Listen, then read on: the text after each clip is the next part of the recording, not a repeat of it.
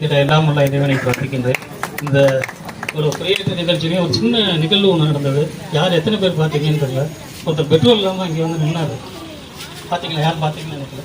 இங்கே முன்னாடி வந்து என்கிட்ட வந்து வாட்டர் கேன் கேட்டார். எம்டி கேன் இருந்தால் கொடுங்க அப்படின்னு கேட்டார். அப்போ எனக்கு என்ன நினைவு, செல்வம் தான் நினைவு. இவர் என்ன பண்ணுறாருன்னா, எப்போதுமே ஒரு வாட்டர் கேன் வச்சுருக்காரு, அதில் பெட்ரோல் வச்சுருக்காரு. அவர் வந்து கேட்கும்போது இவரோட இதுதான் இருக்குது.